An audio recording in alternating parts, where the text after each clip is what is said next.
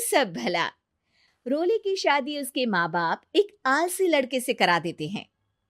चलो, रोली की शादी हुई और हमने गंगा नहाई।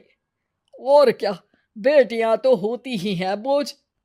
हाँ, पर अब क्या चिंता, उतार तो दिया बोझ तुमने, अब वो लोग समझे। ससुराल में रोली का पति कहता है, देखो, मैं कोई काम नहीं करता, ये बात तुम्हारे मम्मी पापा को बता दी थी मैंने। अब जो किराया आता है दुकान का, उसी से घर का गुजारा करना है। कभी भूल से भी कोशिश ना करना किसी चीज की डिमांड की। क्या मम्मी पापा को पता था कि आप कोई काम नहीं करते? और क्या, बड़ा अच्छे से पता था। उन लोगों को तो तुम बोझ लगती थी, बोल रहे थे कि बस शादी कर लो और कोई मतलब नहीं है। रोली को यह सुनकर बहुत गुस्सा आता है, लेकिन करती भी तो क्या, क्योंकि वो जानती थी कि उसके माता पिता ऐसे ही हैं। जैसे तैसे रोली दिन काट रही थी। रोली को एक प्यारी सी बेटी होती है। धीरे धीरे वो बड़ी होती है और उसके साथ उसकी जरूरतें भी बढ़ती जाती हैं। सुनिए जी, अब तो सिमी बड़ी हो रही है, उसका स्कूल में दाखिला कराना है। मैंने अब तक तो जैसे तैसे समय काट लिया, लेकिन मैं बच्ची की परवरिश में कोई कमी नहीं रखूंगी। अरे क्या है यार, अब तो लगता है कोई ना कोई काम ढूंढना ही पड़ेगा। अब पति रोज काम की तलाश में जाता और बिना किसी काम के वापस आ जाता। रोली समझ जाती है कि पति के अंदर अब काम करने की क्षमता नहीं है।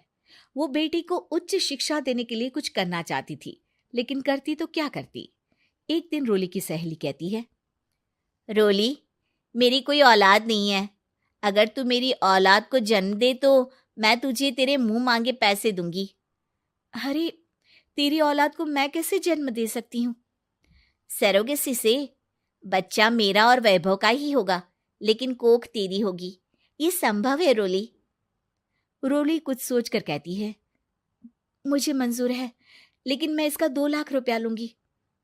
अरे कोई बात नहीं, मुझे मंजूर है। रोली खुश हो जाती है कि एक बच्चा पैदा करने का उसे 2 लाख रुपया मिलेगा। वो घर आकर पति को बताती है, वो भी खुश हो जाता है। अब क्या था, डॉक्टर के पास जाकर सहेली का बच्चा रोली की कोख में पलने लगता है। मुझे 20,000 चाहिए मेरे बेटी के एडमिशन के लिए। हाँ हाँ ठीक है, मैं उसके एडमिशन से लेकर सारे खर्चे उसके अकाउंट में डाल रही हूँ। रोली की बेटी का एडमिशन हो जाता है। रोली को लगता है कि वो अब सब कुछ ठीक कर देगी। दिन और महीने आगे बढ़ते हैं। अब एक दिन, एक बात कहूँ जी, काश इस बच्चे को मैं रख पाती। मैं अब इससे काफी जुड़ गई हूँ। अरे यार, पता नहीं किसका बच्चा है, अपने पास है ना अपनी मुन्नी। हाँ, लेकिन अब मैं भी इस बच्चे से जुड़ाव फील करने लगी हूँ। लेकिन मैं ये जानती हूँ कि ये मेरा बच्चा नहीं है।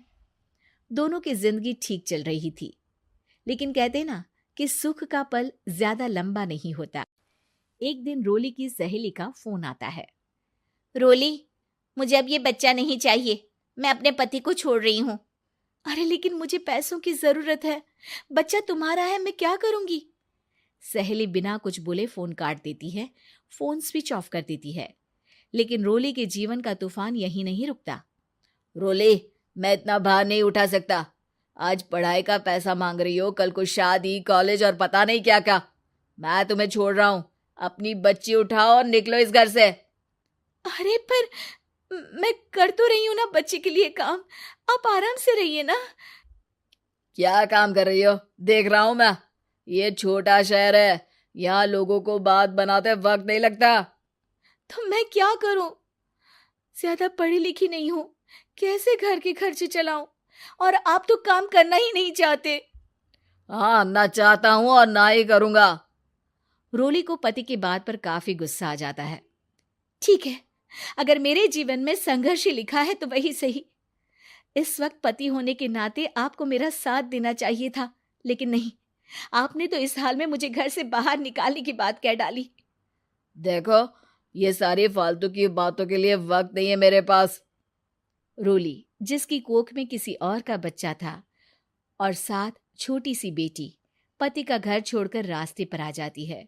रोली के पास मायके के सिवा दूसरा कोई रास्ता नहीं होता। अरे रोली कैसी है? कितने दिनों के लिए आई है? हमेशा के लिए माँ।